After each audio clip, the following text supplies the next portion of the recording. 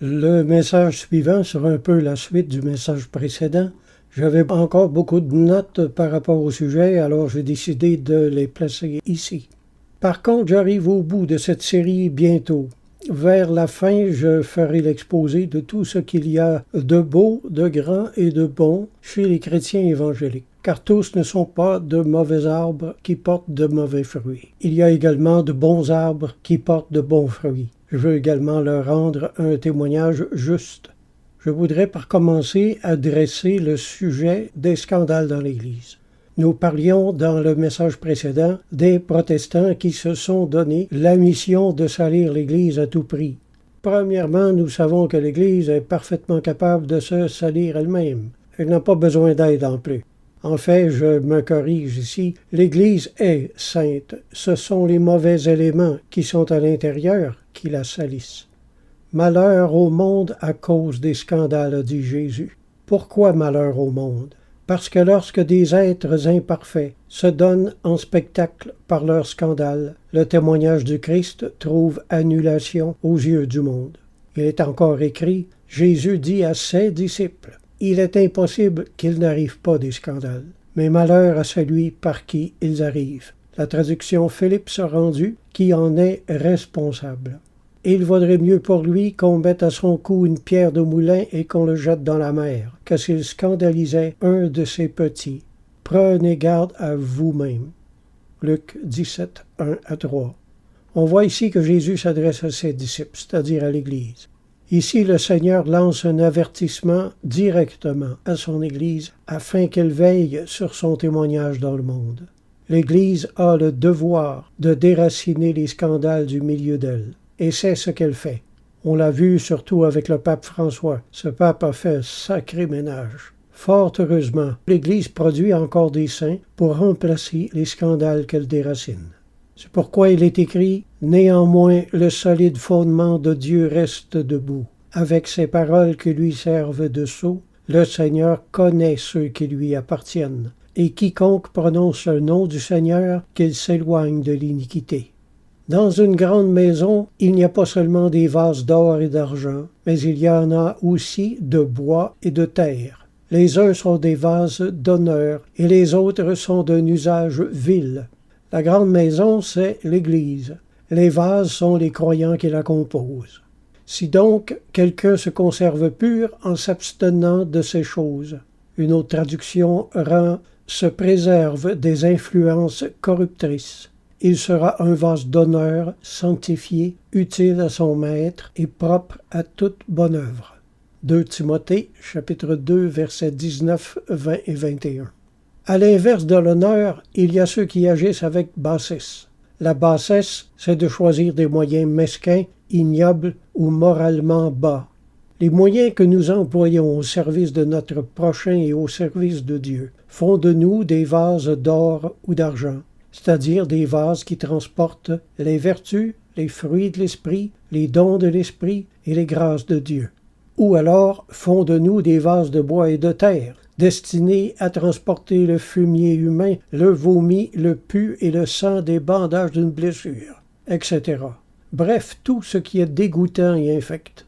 Alors au lieu de porter ce qui est beau, bon, sain et utile, nous porterons ce qui est hideux, mauvais, profane et vain. Dans les messages précédents, j'ai parlé de l'utilisation des armes de la chair, dont les protestants font souvent usage contre l'Église.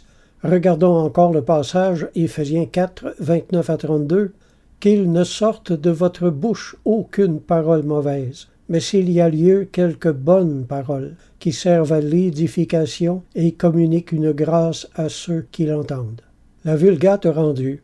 Qu'il ne sorte de votre bouche aucune parole mauvaise, mais quelques bons discours propres à édifier selon le besoin, afin de donner la grâce à ceux qui l'entendent. Une autre traduction, cherchez les mots qui aident et encouragent. Que chacune de vos paroles contribue au progrès spirituel des autres. Je poursuis. N'attristez pas le Saint-Esprit de Dieu par lequel vous avez été scellés pour le jour de la rédemption. Que toute amertume, toute animosité, toute colère, toute clameur, toute calomnie et toute espèce de méchanceté disparaissent du milieu de vous. Soyez bons les uns envers les autres. Éphésiens 4, 29 à 32. Malheureusement, ce n'est pas de cette façon que nous avons été traités par le protestantisme au cours des derniers siècles.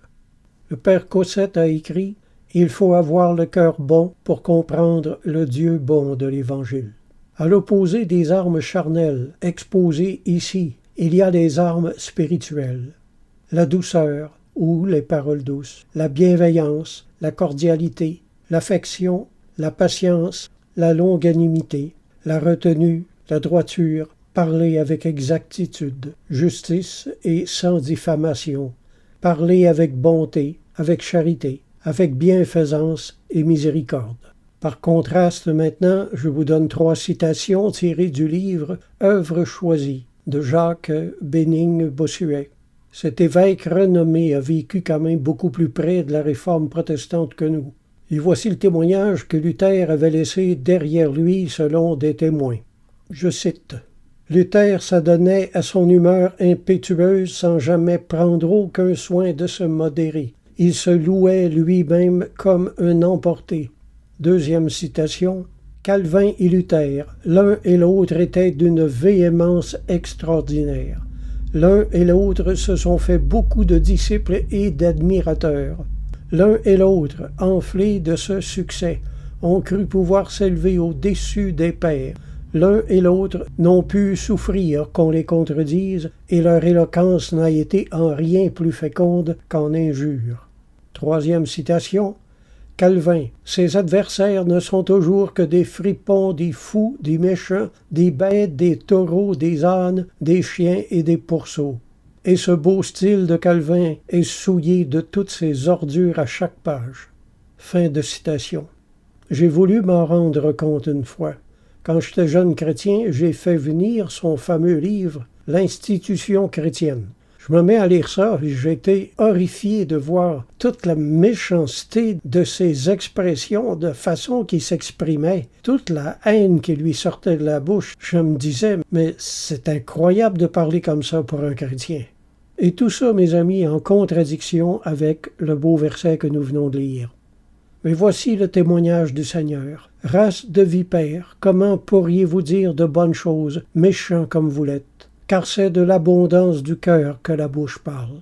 L'homme bon tire de bonnes choses de son bon trésor, et l'homme méchant tire de mauvaises choses de son mauvais trésor. » Matthieu 12, versets 34 et 35. Ce sont des arbres morts qui portent des fruits pour la mort. Ils sont incapables de prêcher de façon à bénir, consoler ou édifier leurs auditeurs. Ils ne sont bons qu'à attrister l'esprit et à rabaisser les valeurs que Dieu élève. Ils manipulent les âmes à l'intelligence mal instruite. Ce sont les seules personnes qui les suivent en réalité.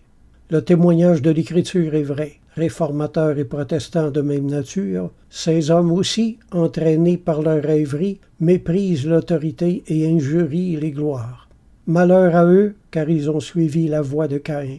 Ils se sont perdus par la révolte de Corée. Ce sont des vagues furieuses de la mer, rejetant l'écume de leurs impuretés. Jude, versets 8, 11 et 13.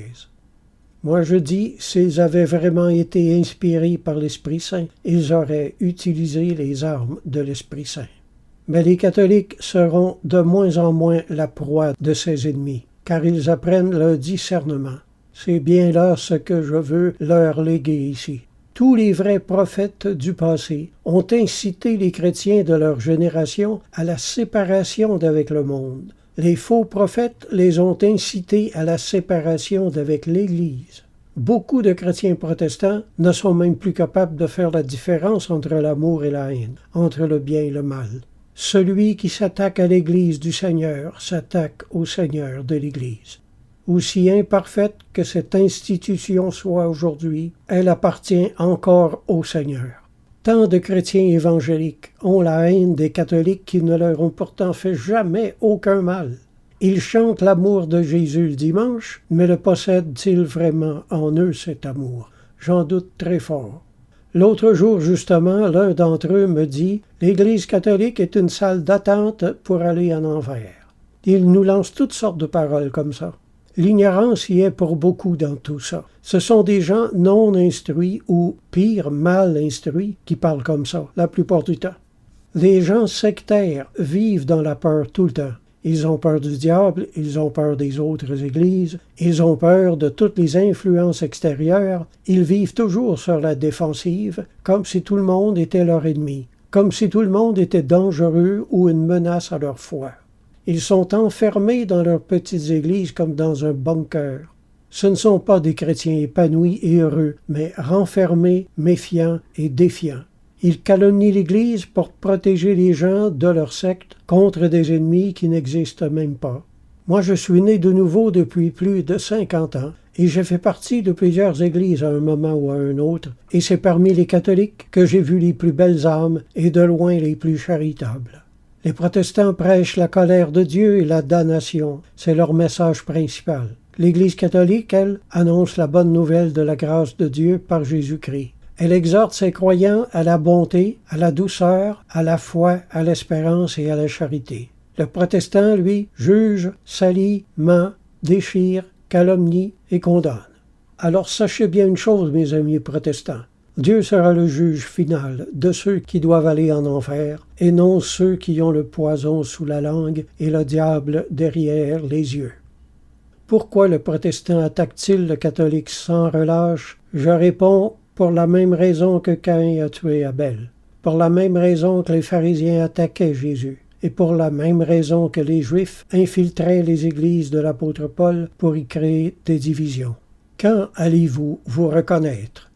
Suivre la Bible, c'est ce que les protestants prétendent, mais ce n'est pas ce qu'ils font. Le protestant dit que la Réforme a voulu renverser l'Église pour suivre la Bible à la place. Eh bien, c'est là que le pauvre catholique se dit « Wow, moi aussi je veux suivre la Bible, je ne peux pas me tromper si je suis la Bible, alors les protestants ont peut-être raison, je devrais peut-être m'en aller avec eux. » La Réforme a voulu renverser l'Église pour suivre la Bible à la place. Est-ce que c'est vrai? Non, ce n'est pas vrai. Premièrement, l'Église a toujours eu la Bible. Elle l'a toujours enseignée et le fera toujours. En réalité, la Réforme a voulu renverser l'Église pour suivre une Bible interprétée par Martin Luther à la place.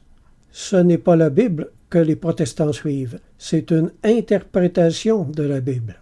Malheureusement, 90% des doctrines luthériennes ne sont pas bibliques. En fait, il n'y a pas d'Église au monde qui soit plus éloignée de la Bible que le protestantisme luthérien et calviniste.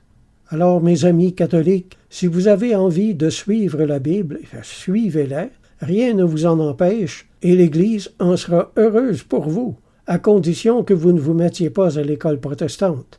Les doctrines protestantes paraissent vraies en surface, mais sont fausses lorsqu'on les met à l'épreuve. J'ai été protestant pendant 30 ans, alors je sais de quoi je parle. Et vous savez qu'une Bible mal interprétée n'est plus la parole de Dieu.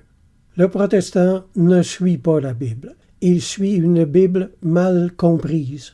Suivre la Bible de cette façon n'est pas une garantie de salut, au contraire. 2 Timothée 3,15 dit ceci. « Dès ton enfance, tu connais les saintes lettres qui peuvent te rendre sage à salut par la foi en Jésus-Christ. » Remarquez ceci, elles peuvent, mais ce n'est pas une garantie. Tout dépend de la compréhension que vous en avez et de la bonne volonté que vous montrez à la suivre. Dans les sectes, on vous apprend à couler les petits moucherons théologiques et à avaler des chameaux de défaillance morale. Dieu exige du chrétien qu'il soit juste et charitable envers ses semblables. Mais ce qu'on voit le plus souvent, ce sont des manquements à la droiture, manquements à la justice, entorse à l'intégrité, déviation de conduite et transgression de toutes sortes. Oui, ils ont rejeté l'autorité du pape, ils se sont rabattus sur une interprétation de la Bible qui ne les engage à peu près à rien dans la vie quotidienne. Le protestant croit suivre la Bible alors qu'il ne suit qu'un endoctrinement. Il observe les Écritures comme un vernis, sans pénétrer leur esprit. Il n'en suit que la lettre, sans en embrasser la substance. Il adhère à la Bible de manière superficielle, sans profondeur réelle. Il va à l'église tous les dimanches, mais ce n'est qu'une fidélité de façade. Il honore Dieu des lèvres, mais son cœur est loin de lui. Il effleure la parole, mais ne s'y enracine pas. Il se réclame des Écritures, mais ne les vit pas la plupart du temps.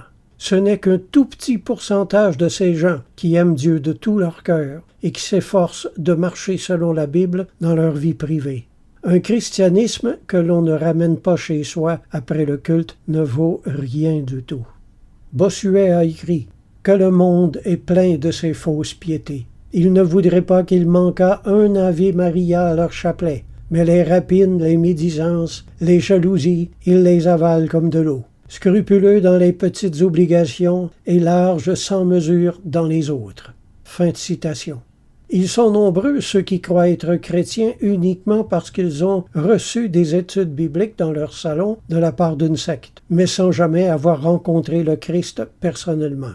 Ils n'ont fait que changer d'église, et ça, mes amis, ça ne produit pas plus d'effet que de retourner un œuf dans une poêle à frire. L'œuf est demeuré un œuf, c'est tout. En fait, il y a beaucoup de catholiques également qui n'ont jamais eu une expérience spirituelle significative et authentique non plus. Ils n'ont pas connu le Christ et la puissance de sa résurrection.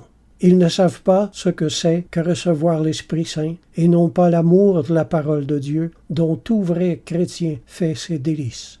Je vous invite à ce propos à lire le psaume 119. Le protestantisme tord les Écritures pour justifier son refus de les accepter.